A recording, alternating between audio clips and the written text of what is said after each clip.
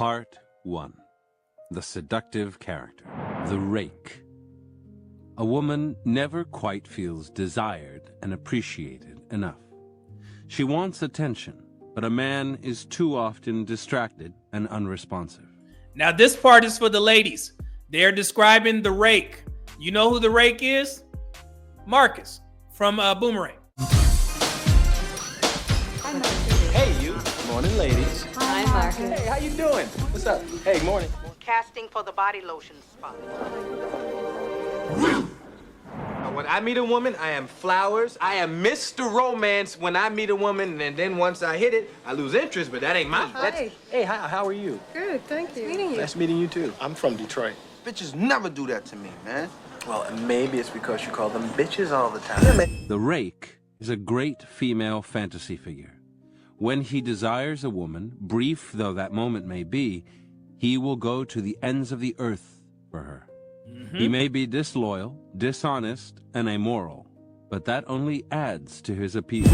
Don't that sound like today's dating market? And I just seen a short clip of Cam Newton's podcast where he was interviewing the young woman that used to be with Rick Ross.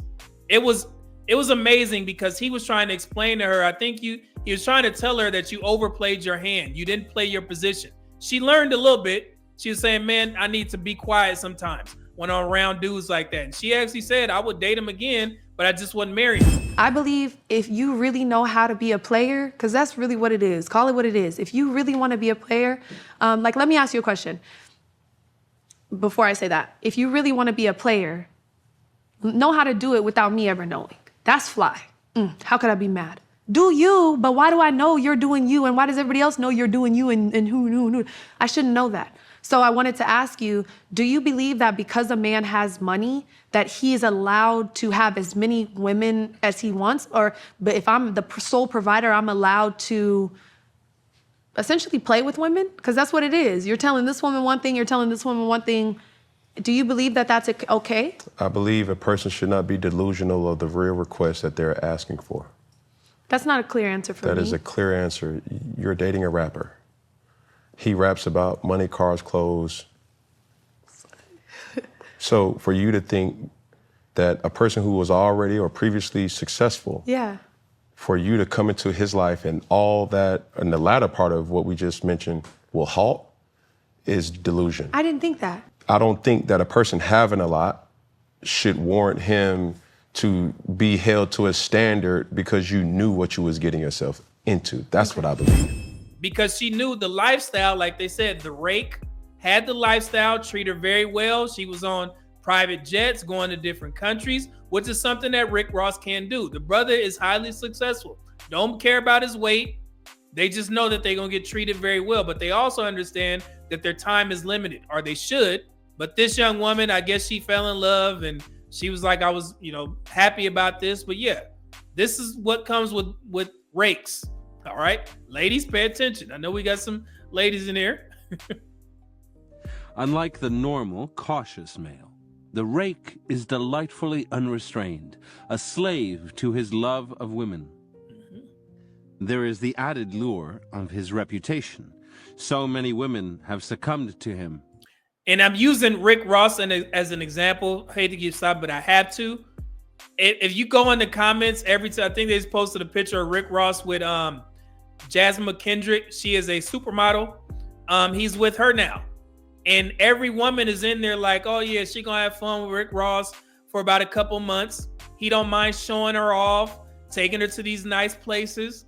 But they also in the comments saying, yeah, but her contract will be up very shortly. And then he gonna be with another beautiful woman. They know the game, but they don't care because the lifestyle comes with being with Rick Ross. You're gonna get a couple gifts. You're gonna go to a couple different countries, be on some red carpets, and then he gonna send you off. And then there's gonna be another beautiful woman right behind her. And women are willingly signing up for this. Just as his ex-girlfriend is doing this interview, Rick Ross is out with the supermodel. It is what it is, man. It's a game. Here we go. There has to be a reason. Words are a woman's weakness, and the rake is a master of seductive language. Yep. Stir a woman's repressed longings by adapting the rake's mix of danger and pleasure. Rakes insatiably adore the opposite sex, and their desire is infectious. The dandy. Most of us feel trapped within the limited roles that the world expects us to play. We are instantly attracted to those who are more fluid, more ambiguous than we are, those who create their own persona. Dandies excite us because they cannot be categorized and hint at a freedom we want for ourselves. They play with masculinity and femininity. You see that? Like I was saying, guys, I don't know why I didn't mention Prince. I mentioned the Revolution, but Prince, yes, he was considered a dandy, okay, or androgynous. They fashion their... But everybody will tell you that Prince had all the women. Didn't he have Apollonia and Apollonia and what's the other beautiful woman's name that I keep putting on here? God dang it. And Last Dragon, who was that? I forgot. But yeah, Prince had all the women, but he also wore high heel boots and had his cheeks out, ass out cheeks. So vanity, there you go. Thank you guys. Vanity. Rest in peace. Here we go. Own physical image, which is always startling. They are mysterious and elusive. They also appeal to the narcissism of each sex. To a woman, they are psychologically female. To a man, they are male. Dandies fascinate and seduce in large numbers. Use the power of the dandy to create an ambiguous, alluring presence that stirs repressed desires. The dandies like to play with their image, creating a striking and androgynous allure. You see a lot of dandies in today's society. What are you, metrosexual? They're just dandies. Or you can go back to the 80s when you had like, what were some groups? Prince and the Revolution. You remember those guys? Don't have to be beautiful. Mickey Free. Mickey Free from that Dave Chappelle episode. Y'all remember that? And Mickey Free was like the new cat in Shalimar. Well, Shalimar got a new girl in there, man. That bitch fine like a motherfucker. Mickey Free is not a girl, all right? Those are what you would consider androgynous dandy type dudes. They're not homosexual. They just they have feminine characteristics. One of my favorite movies is Tombstone. You remember the singer? I think he got shot. But yeah, the singer. Prettiest man I ever saw.